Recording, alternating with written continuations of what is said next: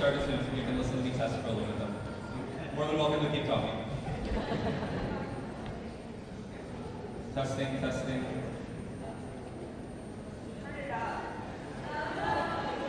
It's for our live stream.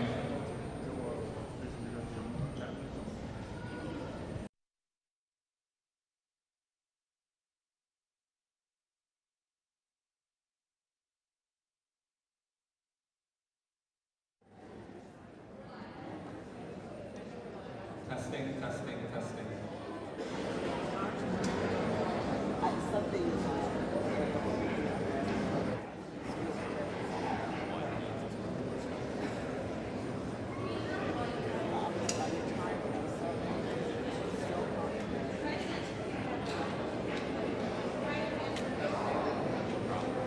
Testing, testing, testing. Testing, testing, testing. 1, 2, 3. Testing. 1, 2, 3. Testing, testing. 1, 2, 3. Testing, testing. I'm getting conflicting information. I got 1 thumbs up and 1 thumbs down from you guys tonight. Testing, testing.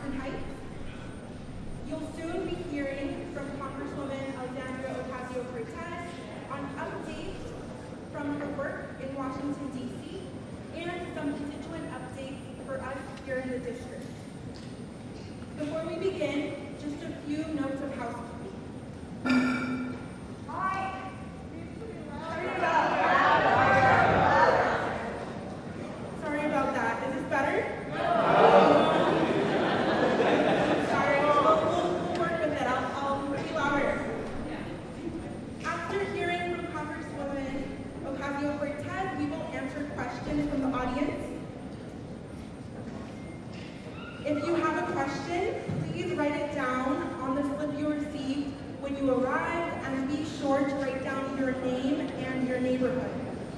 My colleagues will be walking around shortly to collect your question slips. For those of you tuning in virtually, you can also submit your questions. You can email your questions to asc.townhall@mail.house.gov, or you can give us a call at 718-662-5970. If you need interpretation services, please make sure to visit the table at the back of the room. We have in-person interpretation available in Spanish, Bangla, and ASF. If you have any questions or need any assistance at any point, please find one of our staff members. And now it is my pleasure to welcome Congresswoman Alexandria Ocasio-Cortez to the stage.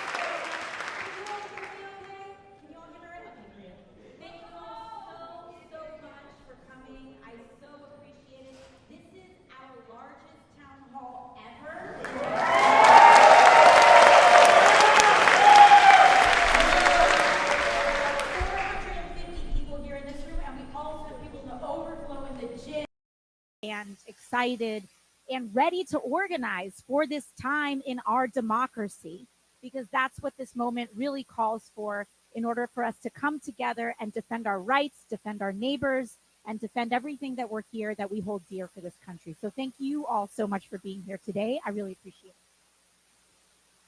it.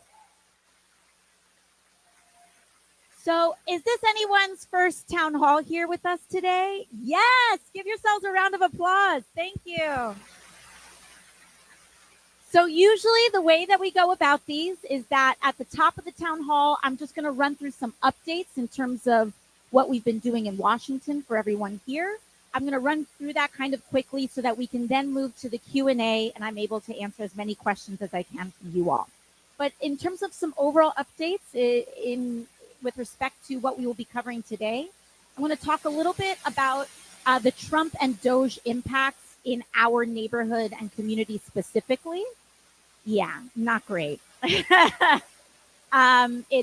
terrible, but that's the preview. But I want us to also know with some detail what are some of the things that we're going to be seeing and experiencing, so that we know where to direct our energy and our attention. I'm going to talk about something known as reconciliation. These are all the budget cuts that we've been talking about. When they're going after Medicaid, Medicare, Social Security, those budget cuts are done through a legislative process known as reconciliation.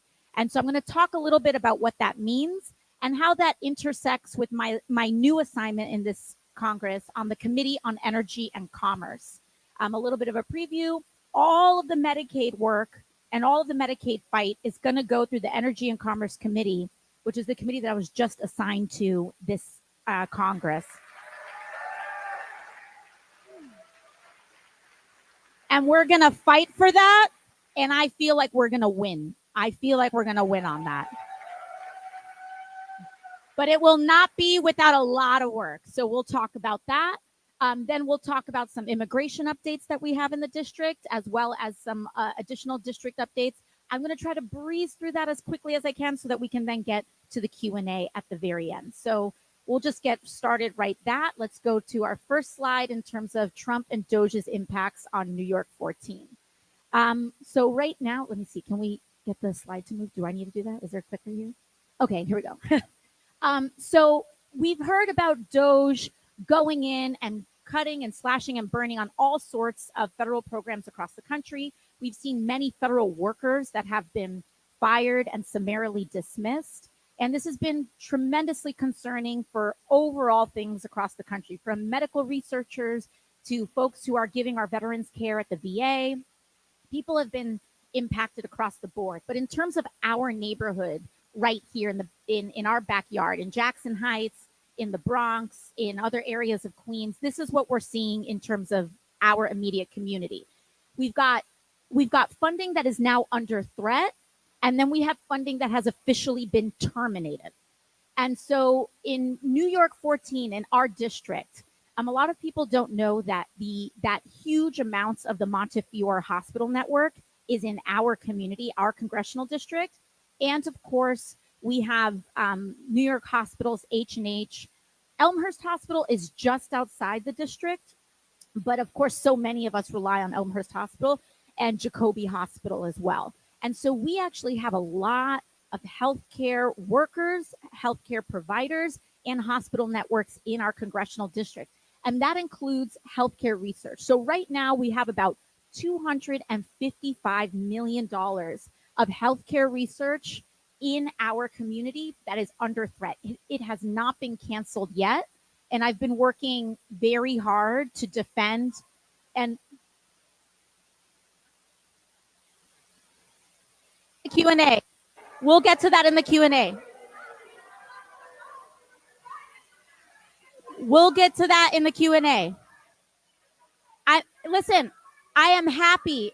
I am happy. Yes, I understand. We will take your I will take your question. I'm happy to take your question. We're happy to take your question. I'm happy to take your question. Okay, here's the deal. I'm happy to take your question. I'm happy to take your question. Listen.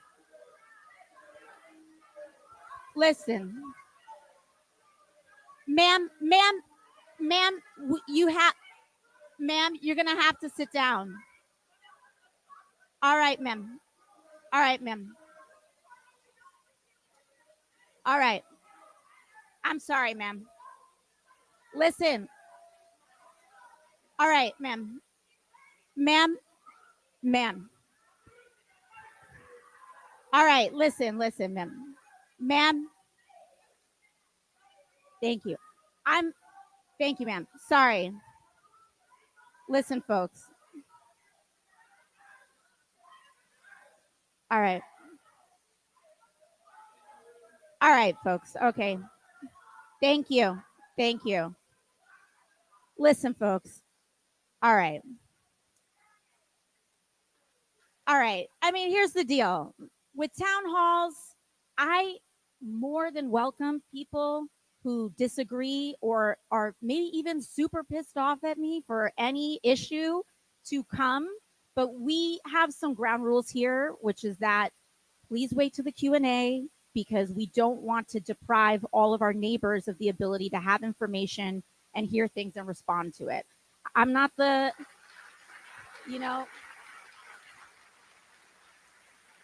trust me, I'm not a person that's going to not call on someone that I think is going to that's going to ask a tough question. We're more than happy to do that, but we need to be able to have this conversation. So thank you all.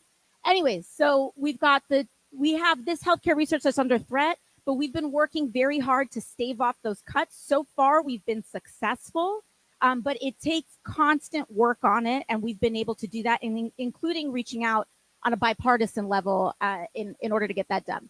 But what has been terminated has been $63 million in FEMA funding for the East Elmhurst and Hunts Point cloudburst projects. Now, what that means, cloudburst, does anyone remember that kind of flash storm that happened a couple of years ago? It was absolutely tragic. We lost 12 of our neighbors in basement apartment flooding because of this sudden storm that came up a couple of years ago. That was known as a cloudburst. After that storm, I brought then President Biden to the district. We brought him to East Elmhurst, to one of the neighborhoods that was most affected. And we got $63 million in funding to help try to reconstruct some of these areas and stave off some of what we had seen there. We received notice that grant, that the Trump administration terminated that grant. And this is something that we're still trying to figure out how to recoup. But I want you all to know that that's some of the actual backyard cancellations that are happening as a result of Trump and DOGE. And so a lot of times Republicans kind of go around and they're like, oh, they're just cutting waste. This is just about fraud and abuse. No, 12 people died in this neighborhood, and we were doing something to fix it, and they have cut it. This is not about going after waste, fraud, and abuse. This is about looting the public funds in order to pay for tax cuts for Elon Musk. And if Republicans really want to go after waste, fraud, and abuse, I sat on the Oversight Committee for 6 years. They need to go after and allow for an actual audit of the Pentagon and an audit of defense contractors.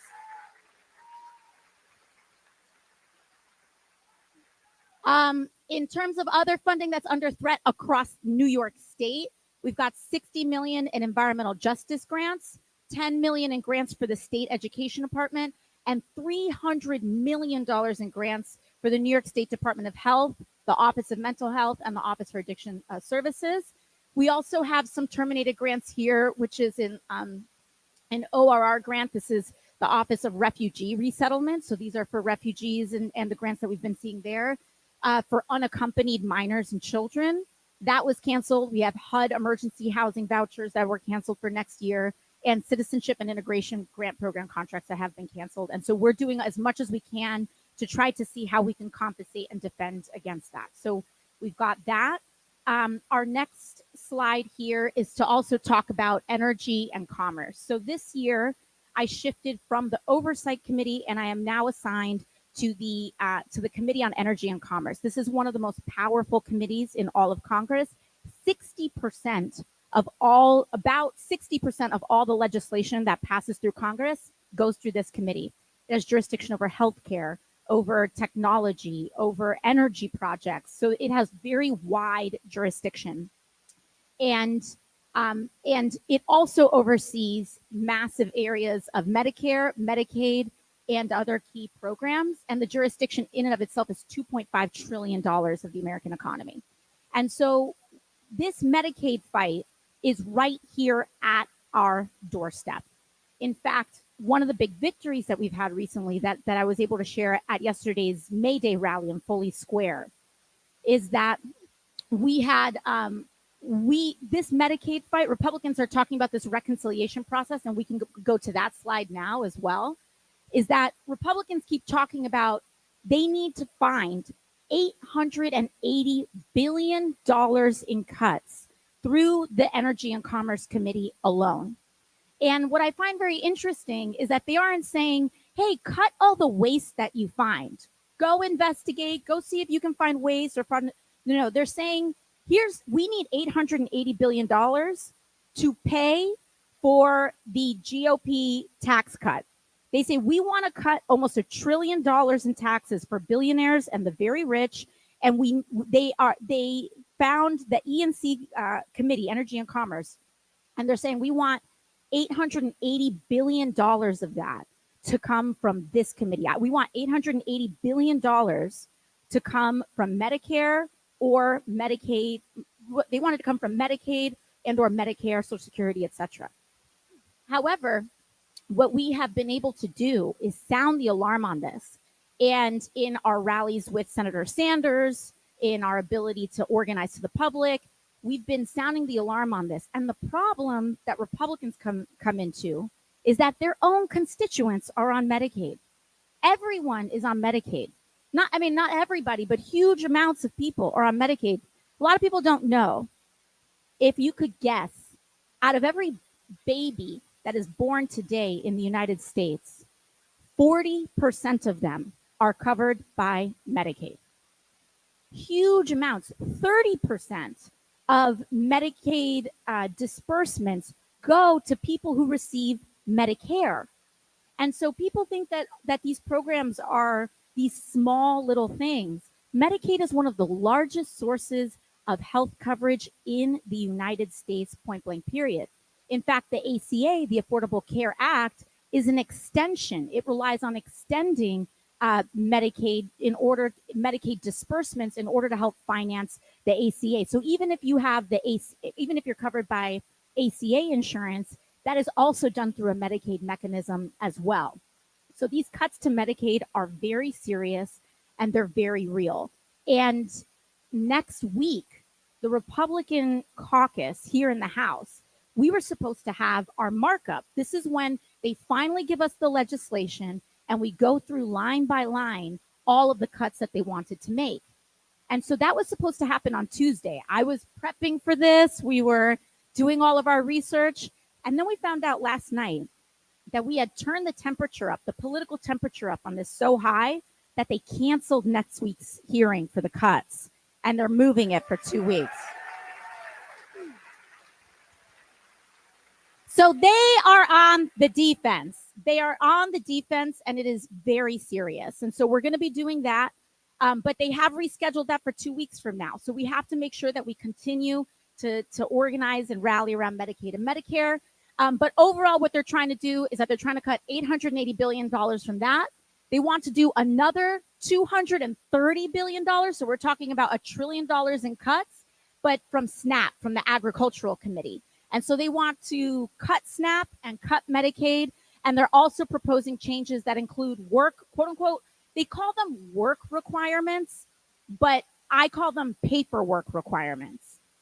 Because Medicaid is one of the most effective public programs and efficient public programs that we actually have. They've gone through, they've genuinely only 2 to 4%, 96 to 98% of all people on Medicaid are verifiably, certifiably either have a disability, an extreme disability, they cannot work, they qualify through their income, they are a caregiver and cannot work.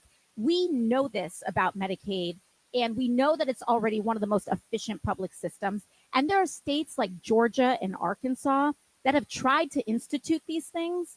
First of all, it actually makes costs explode, because when you are forcing people to do a ton more paperwork, you have to hire a lot more bureaucrats to go through that paperwork.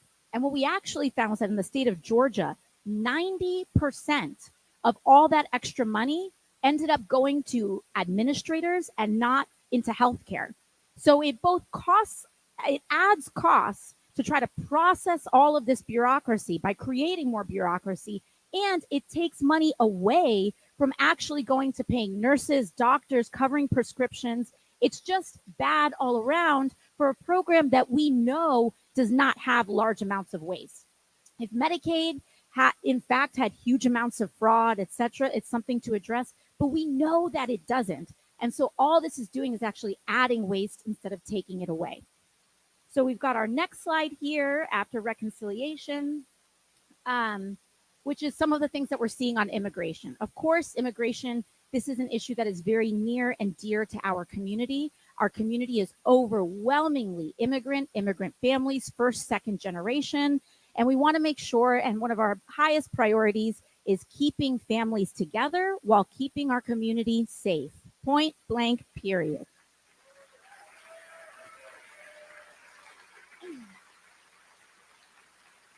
And I want everyone here to know and to understand that my office is a safe place for casework if you need or have any questions about your status or your family status. We are able to process things. We will not share any information. If we need to do an inquiry on your case, we will ask for that permission to do so. And we have been able to clear up a lot of casework and a lot of issues in people's status through my office. So if you know someone that you think or they feel like they're hiding in the shadows, that they're afraid, that they don't know who to reach out to, that they either maybe have lost their status through some sort of missed deadline or something like that, please encourage them to reach out to our office. We have a great track record, and we are very, very often able to help people get on the right track, regularize their status, or figure out what their options are.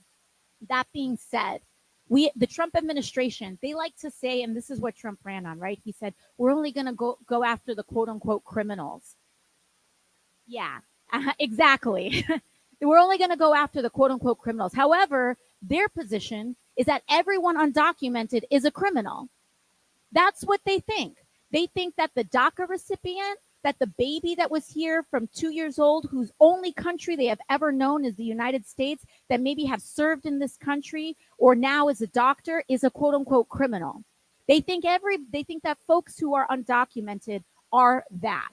But on top of that, they're not even just going after undocumented people. They are making people undocumented by revoking legal status. And they are starting that with TPS, something known as temporary protective status and parole programs. That is an area in which people that have where there's huge amounts of political or other kinds of instability at home, the United States agreed to officially create almost like a legal status by which people from those areas fleeing some of the harshest conditions in the world can come to the United States and offer for status. In fact, we fought for TPS for Venezuelan refugees not too long ago. And they are canceling TPS programs. So people who are here lawfully, they are canceling these TPS programs to make them undocumented in order to go after them. So this is not about quote unquote illegal immigration. This is anti-immigration. And it is very important that we understand that and cut through the rhetoric and cut through the nonsense, because they do not have a leg to stand on when it comes to this argument. They've also ramped up deportations, including deportations to Guantanamo and also to El Salvador, which is completely illegal. And I don't even want to call them deportations. They are sanctioned kidnappings in many circumstances.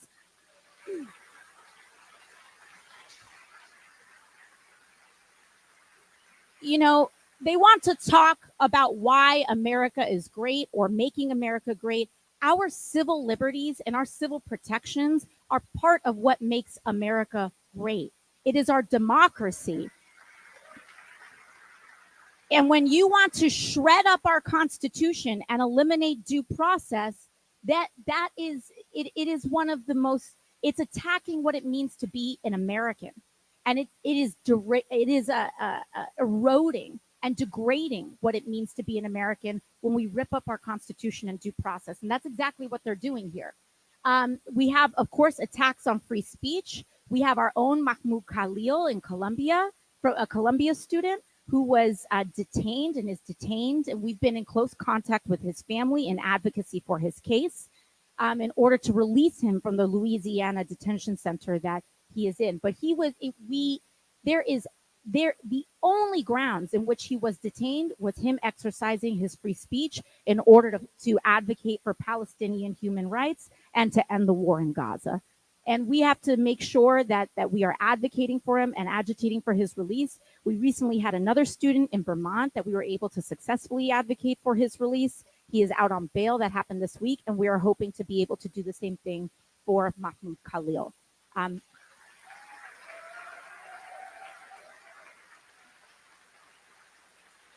And I want you all to know that my office is personally tasked and assigned with that case. Mahmoud was a Columbia student, but our office has been able to take the lead on that case for the New York City delegation, and we have been doing that.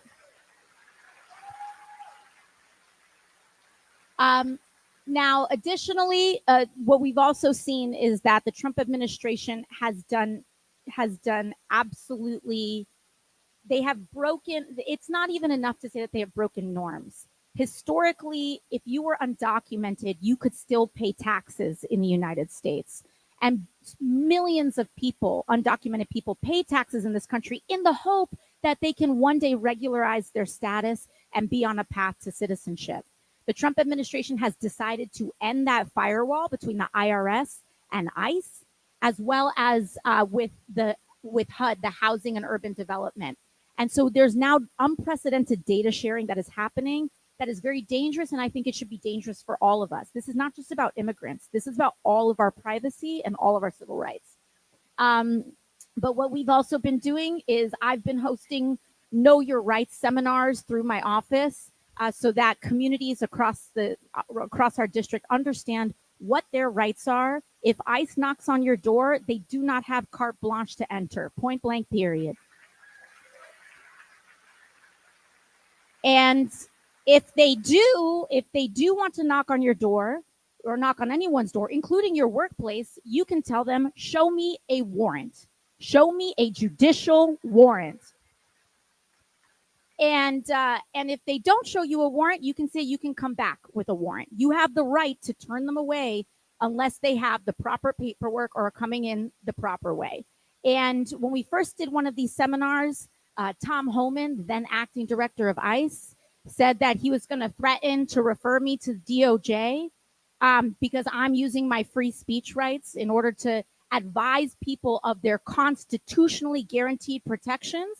And he may want to do it again today. And to that I say, come for me. You're going to have to come for me.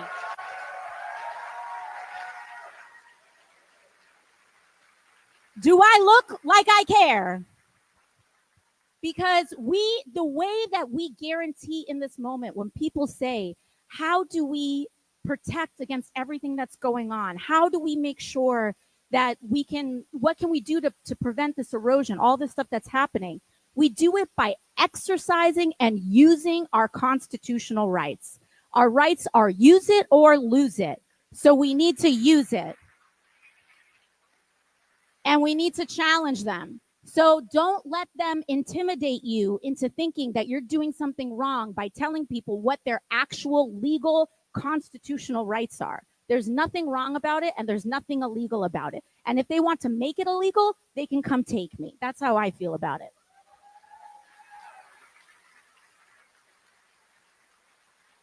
Next, some brief district updates. We do have new district lines this cycle because of the court. New York State court redrew some of our district lines last time. So this area of Jackson Heights, I'm back.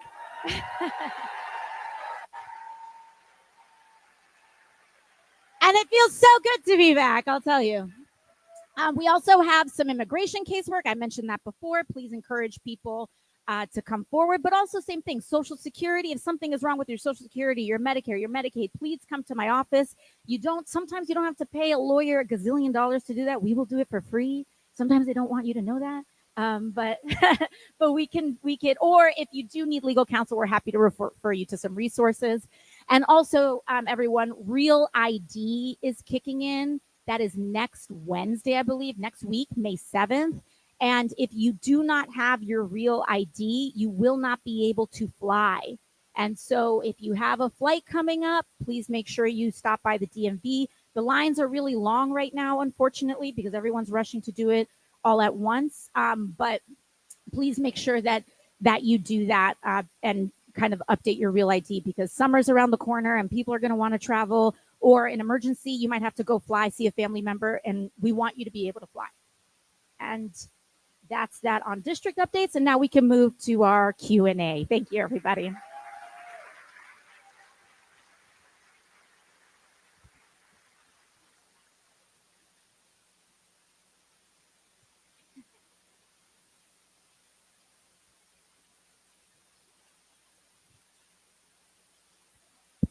Thank you so much, Congresswoman. We will now begin taking questions from the audience. I will call out 2 names at a time, so please stand up when you hear your name and your neighborhood. My colleague will bring a microphone to you. The first 2 questions are from Melissa Savala from Jackson Heights and Will from Astoria.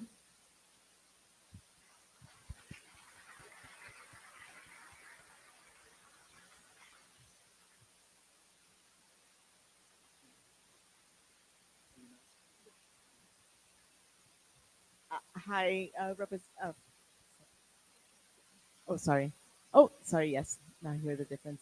I'm wondering, I'm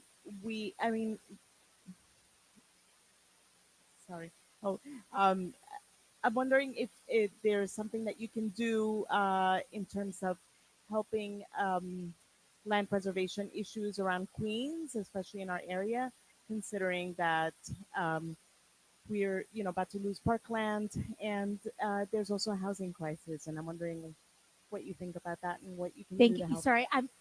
Thank you. Sorry, I can the top part of the question. Sorry, I'm trying to hear. Is it you said the land parkland use? Yeah. So is this around the casino? yes. Okay. The casino. Okay, so for folks who may or may not be familiar, there's the proposal around the casino in City Field. And in fact, in our community, we have not just one casino proposal, we have two casino proposals. There's one in Queens, and there's another one in Throgs Neck in the Bronx half that Bally's is trying to put out there. And in terms of the process, I will say that formally, I don't have a vote in this. The way that it works is that it's, I believe, like all of your city and state elected. So it's the city council person, your state rep, your state senator, and they have to vote on it. I'm not included in that committee for a vote, so I don't have a formal vote on it. But I have made my position actually on both of these casinos clear. I am not supportive. Now I will say, there are and the two casino proposals are different. In the case of Bally's, I do not believe that Bally's has provided the resources. Listen, parkland is very precious land, and there should be, if there's going to be any proposal to alienate parkland, whoever's going to be utilizing that parkland should be investing in the community, and it shouldn't just be a one direction thing. And in the case of Bally's, the proposal does not have really anything binding, and we are going to be alienating a lot of parkland in the Bronx, and there's no give back from Bally's to the community in that specific instance. And so, and also on top of that, I think like $100 million of that would also, due to a prior arrangement, would go to the Trump organization. And like, it's just a mess. The whole thing's a mess. So in terms of Bally's, those are, I'm not supportive of it. But also just in general, on the Queens half, I understand there's like, it's more split, right? There are members of the community who are supportive, members of the community who are not. I personally, just writ large, am uncomfortable with bringing gambling into, that's just kind of where I'm coming from. But again, once again, like I know that this is a very heated discussion point, and that's just kind of where I'm coming from on this. But again, I don't have a vote. I don't have, this is a state and city level, and I know there's a lot of intense feelings on this, and I want to make sure that we can get through this as a community. Also, the City Field part has been redistricted out of my district. So this is, pardon? Yes, you're right. The neighbors, of course, and the folks that live in our community are affected by it. I felt similarly about, Amazon HQ2. That was also controversial, and people in our community were affected by that. But in terms of the actual district, it is now in Congressman Meng's district. But again, neither one of us, because this is a state issue, neither one of us have a vote on this. But I have, respectfully kind of made my position on this known to folks who are weighing in on it. But again, that's kind of, I don't really have anything to do beyond that besides kind of making my position on that. So thank you. Next question.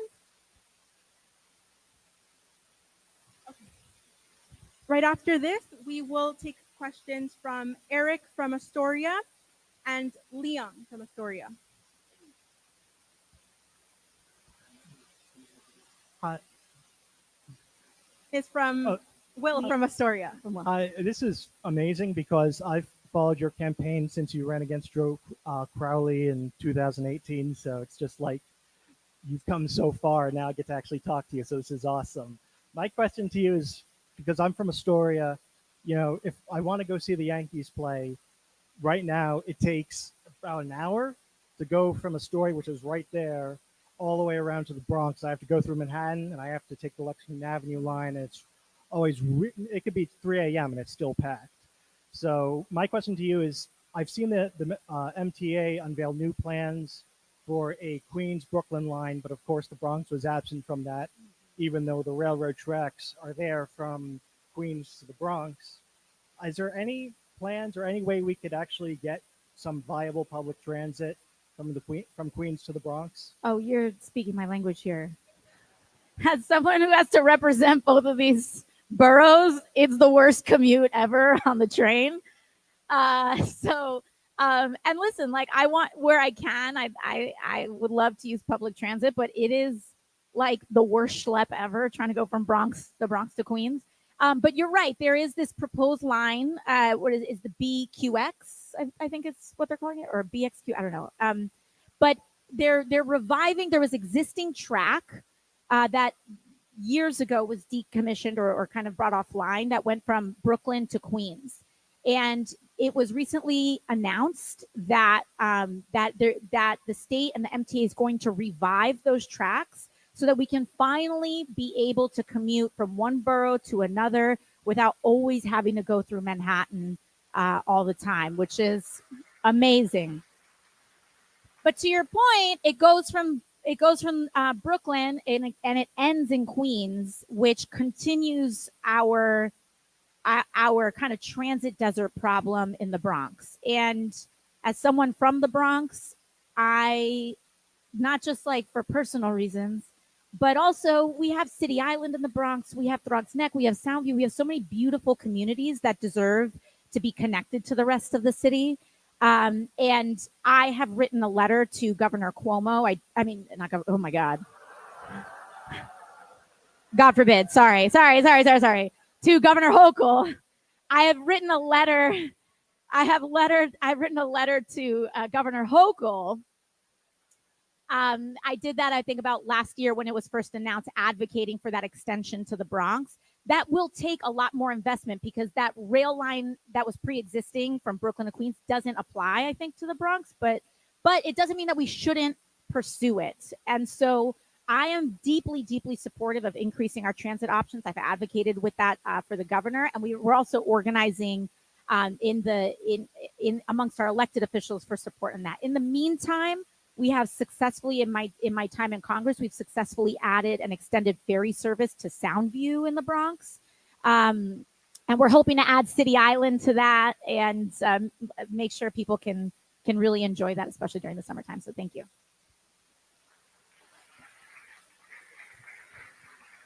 This next question is from Eric in Astoria. After that, we'll have a question from Liam in Astoria, and then Sharon David from Jackson Heights.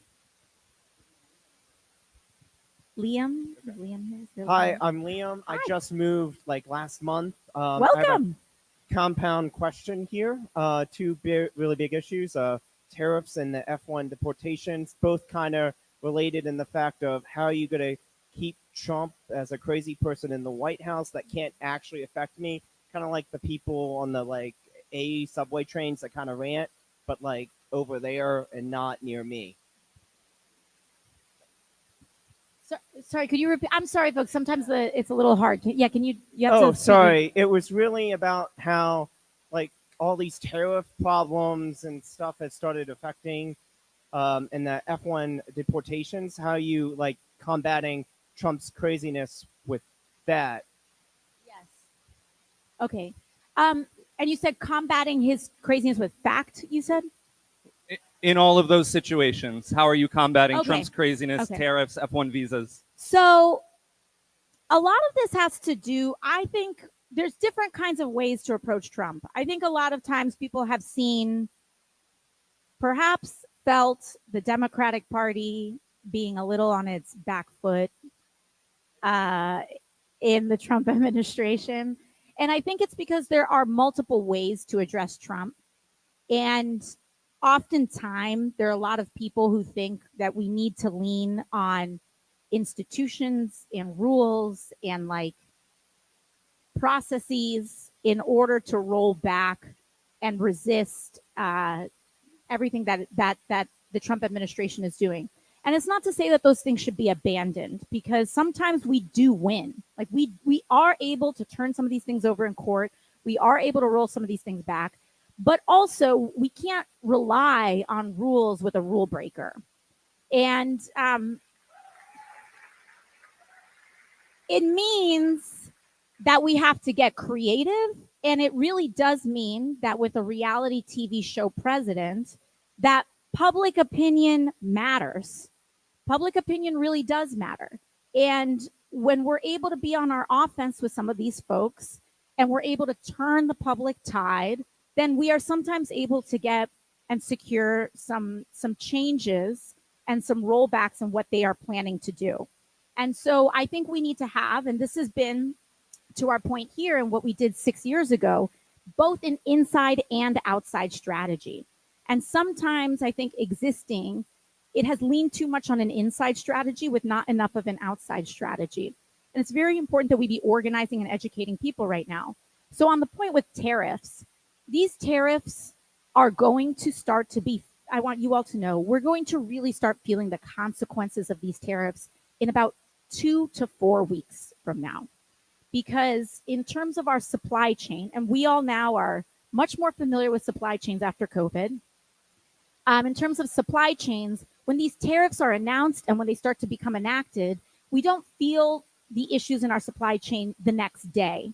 It's when everything that was from the ports coming into the ports the day that it was announced, when that gets to our shelves and after they've been bought up, it's about what is happening at the ports the day after and a couple weeks after.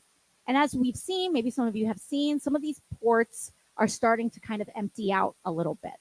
And so I don't say this so like people start stealing all the toilet paper from Costco. Please do not do that. But it's to say that things may get more expensive. And we're going to feel those changes in prices, not in an immediate sense, although some people may have already seen some prices go up. But we're going to really start feeling that in the next 2 to 4 weeks. And when public opinion, when it's very important that we continue beating the drum that these price increases are because of the tariffs, that the tariffs are doing this.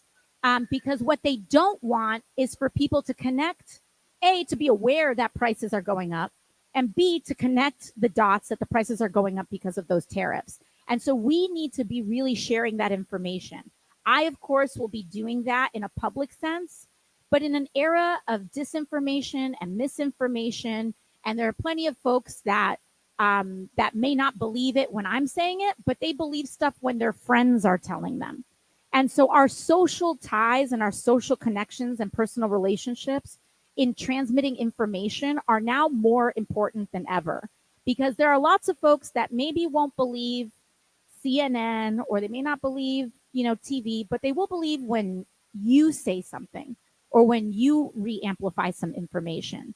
And so peer-to-peer information sharing is very important. And in fact, I think that's a big part of why they are rolling back these Medicaid cuts and delaying these Medicaid cuts, because Trump is so much on the defense with his tariff disaster that now he knows that he can't take the hit on cutting Medicaid too. And so I think that we have to just continue to lay on him with respect to that. In terms of our community and in terms of immigration, the Know Your Rights seminars and the Know Your Rights information has been very, very effective in protecting our community from kind of these ICE raids that are trying to skirt the law and not fulfill their legal obligations. When our community knows their rights and when everyday people know their rights, then we actually see some of that activity reduce in our own backyard, because they know that they can't just take people as easily. They can't take an educated community as easily as they can take one that is not as educated. And so we have lots of Know Your Rights materials. If anyone here would like them or would like to distribute them, we have flyers available. We have them in digital versions for you to print out. We have them in physical versions for you to take home. But feel free to request those, and we're happy to provide them. Thank you. Our next question is from Eric in Astoria. Eric, can you stand up, please? And after this, we'll be hearing from Sharon from Jackson Heights, so please also stand up.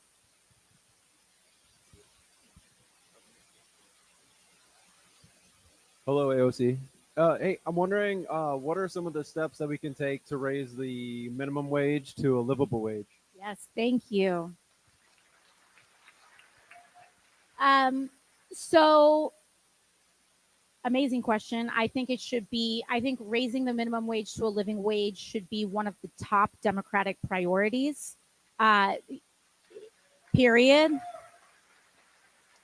And I think it should be on the top list of any priority that anybody, whether you are seeking to be any sort of leader in the Democratic Party, I think we need to be raising the minimum wage to a living wage. And in fact, in 2018, when we last had a House majority, it was under the Trump presidency, but when we had that House majority, the House passed back then a $15 minimum national minimum wage, but it did not pass in the Mitch McConnell controlled Senate. I think we need to reintroduce that legislation. However, that was a long time ago, and I think we need to really do an assessment of what that number should be now. But bare minimum, I think we need to be reintroducing that legislation, if not indexing it up slightly. But and we were able to pass it. I think we need to work to make sure that we are, even though we are in the minority in the House, we need to make sure that we are teeing up this legislation to be able to pass in the first 100 days of a Democratic majority, which means I believe introducing it to Congress, even though Republicans may not bring it to the floor, we need to have every single Democratic member of Congress co-sponsored on a minimum wage bill, so that we know who is outstanding and who we need to get in order to pass this thing once we win the majority next year, which if I have anything to do with it, we will.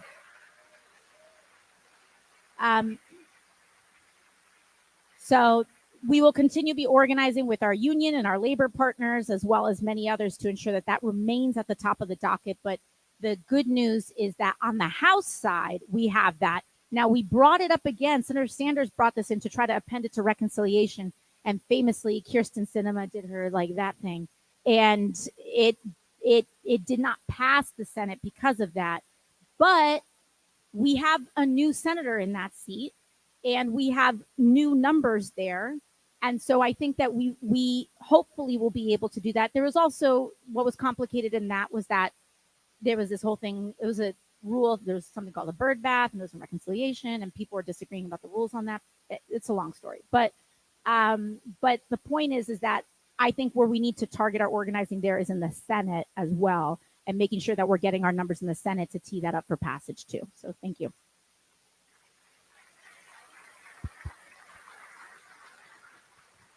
Our next question is Hi, from my name is Sharon Sharon, and I'm from Jackson Heights. And after that, we will have a question from Eladio from Astoria.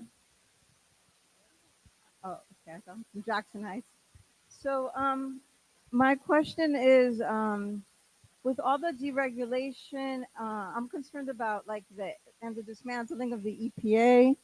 I'm concerned about the air quality and the water quality and what's being done, the federal and local level, and the firing of federal workers. Just what are we doing to protect our water and air? Yes, this is deeply concerning as well in terms of, so the question, if folks didn't hear, the question was, she is concerned about a lot of our information and a lot of what we can do when it comes to air quality and water quality. There are cuts to the EPA, these mass firings of federal workers. And I am extremely concerned about this too. In the Trump administration's they are in this effort to try to deny climate change, and in their effort to try to attack any and all environmental provisions, because they are bought and sold by the oil and gas industry. Just so we know why that is happening, Trump is owned by big oil. And because he is owned by big oil, and there's reporting on this where he basically went to all these oil and gas executives before the election, and he said, you scratch my back, you help my election, I'll give you whatever you want in terms of the environment. And that's why they're being so reckless in cutting and attacking anything and everything to do with the environment. And that's not just about oil and gas and attacking renewable energy. They are going after, as we've seen with DOGE, they've gone after what is known as NOAA, the National Oceanic and Atmospheric Agency and Administration. And what is deeply concerning about this, to your point, is that this is some of the most important, rigorous, and objective scientific information that we have to predict storms, to look at our air quality. Like during COVID, there were a lot of people who were like looking at their air quality monitors in the morning. Or if you live in East Elmhurst or Corona around LaGuardia Airport, people really care about the air quality reports around there, because also on the Bronx half, we have some of the highest childhood asthma rates in the country. So people sometimes have apps on their phone, especially if you have a respiratory illness or are immunocompromised, where you will look up something known as the AQE, the air quality, or the AQI, the air quality index, so that you can kind of prepare for your day. The way that some people check the weather, other people, especially if you have asthma, you might check the AQE. And they are attacking NOAA, they're attacking and gutting the EPA, so that that these instruments may become less reliable. And as we go into the summer and as we go into hurricane season, this becomes very, very dangerous, because those storm alerts that we get sometimes where people say, hey, they come on your phone, they say a flash flood is coming, that is under threat with all of these cuts that are going on. And this poses severe threats to life and property. And these are some of the things that we have to make sure that we are reaching out to and trying to advocate to protect. The environmental stuff is some of the hardest stuff that we have found to protect, because they are so wholesale. Anything that has to do with the environment is bad and should be cut. And I don't even think they understand the extent to which this is compromising and hurting people in order to get advance notice from storms, etc. So the only thing that I can think of in this moment, when it comes especially to the cuts on environmental stuff, is leaning on our state. And I do think that on the state and city level, we need to be very muscular and very aggressive in investing on environmental provisions and environmental infrastructure on the state, because that fight is one of the hardest ones federally. Some of the other stuff, healthcare, etc., we're able to get some wins with them on. The environmental stuff, they are so head in the sand. They don't believe climate change is real. They don't believe that storms, and also we're seeing this too with the FDA, that we are concerned about some of the health outbreaks, the factories that should be monitored for meat processing, etc. This infrastructure is eroding right now. And so if there's an outbreak, it's even harder for us to know, where it was the FDA's responsibility to say, hey, we're pulling this deli meat off the shelves because there might be a listeria outbreak. This saves lives. And so in terms of our food system, this is something that is very concerning that we have to continue to invest in. But on environmental provisions specifically, I think it's very important, as we hear the governor, as we hear our state elected officials, our city elected officials talk about their plans, having those kinds of environmental investments is going to be particularly important in order for us, at least New Yorkers, to protect ourselves from what may be compromised on the federal cuts to the EPA. Thank you.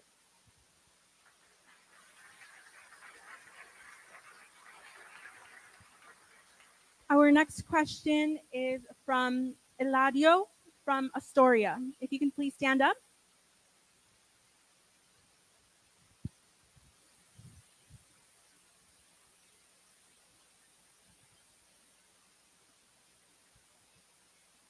Hi. This is my first town hall meeting, so I'm a little nervous, but I'm really concerned about about Trump's defiance of court orders bringing back Kilmore and Garcia, essentially eliminating due process for all U.S. persons in the country, regardless of citizenship status.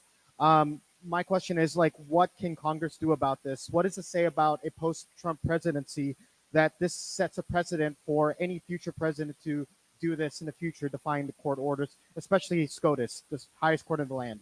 Absolutely. Thank you. Thank you. And this is one of those incredibly important questions, because what is happening to Kilmar Abrego Garcia could happen to any one of us, because that is what eliminating due process means. It means that, you could point to anyone and accuse them of being undocumented, including U.S. citizens, and just immediately ship off U.S. citizens to some prison camp in El Salvador that is not subject to U.S. jurisdiction, and this sets the ground not just for undocumented people, but for political dissidents as well, U.S. political dissidents. And so this is a tremendously important issue. Senator Van Hollen has been an incredible leader. For folks who may not know, Kilmar is a constituent in Maryland, and so his congressman is Representative Glenn Ivey, and Senator Van Hollen, who's also the chair on foreign affairs, or one of the leaders on foreign affairs in the Senate, has been able to draw a great degree of attention to this issue. I think we need to continue to have a drumbeat of legislators that are going to El Salvador, and not just making sure that we're keeping eyes on him, but that we are continuing to draw attention to this issue. And I do believe that that is what will be happening. I think that there are arrangements being made to ensure that, and I know that there's a steady stream. So it also, Senator Van Hollen did that, but I do know that Representative Maxwell Frost, Representative Robert Garcia on the Oversight Committee also headed down over there. And we are in a place where there have to be political consequences for these things. Things will not change unless there are political consequences. And one of the good things that we're seeing is that there are starting to be political consequences. We don't just have to wait until next year for something to happen. There have been these special elections that have been going on. There were 2 special elections in Florida where Matt Gaetz's seat was, and where Michael Waltz's seat was, those vacancies.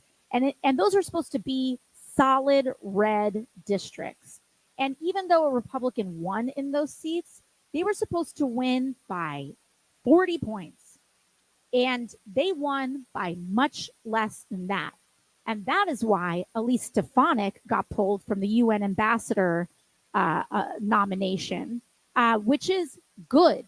It's a good development because we need to show that these actions have consequences. And it sure seemed like Representative Stefanik wanted that post, and she's not getting it because she is enabling the brutality of this administration. And that's what these people respond to, is consequences. And so it's very important that we continue to organize and that we continue to show electorally that there are consequences for this, because unfortunately, with people who are so self-motivated, we should say, that's what they respond to. It is the FAFO theory of politics here that Republicans answer to. And so, unfortunately, appeals to compassion, appeals to democracy, we clearly are not things that they care about. But showing them that there will be limitations to their power, because they've built their power on cruelty. They've won elections on kind of this mandate of cruelty and talking about immigration and this idea that every DACA recipient, every dreamer is like a source of chaos in America. And so it's very important that we do that. And we will continue to fight for Kilmar Abrego Garcia's release as well. So thank you.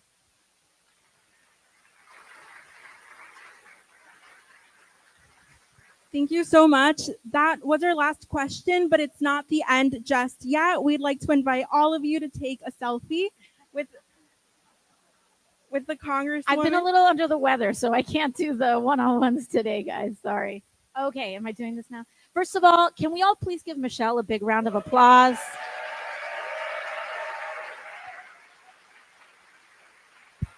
And I'd like to thank all of our staff that are here today. If you could please raise your hands. If you have any questions, if you ever call our office, these are the people picking up the phone. So please thank them. They have to deal with so much all the time. And can we please thank our interpreter here today, our ASL interpreter? Thank you. Thank you. We love you. We love you. Okay, so I guess we're taking this, and I guess, Michelle, I guess you'll post this later so that everyone who wants a photo together will have one. All right, say cheese, everybody. Thank you. Thank you, everyone, so much for coming. We'll be having another one soon. Thank you, everybody. Have a good one. Love you.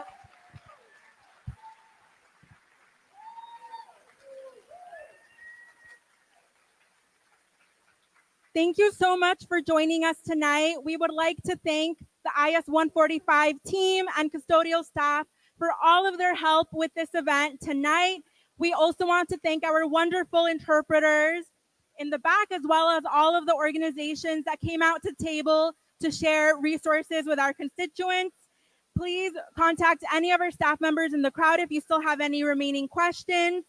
As a reminder, you can always contact our office by calling 718-662-5970 for Congresswoman Ocasio-Cortez. Thank you again for joining us this evening.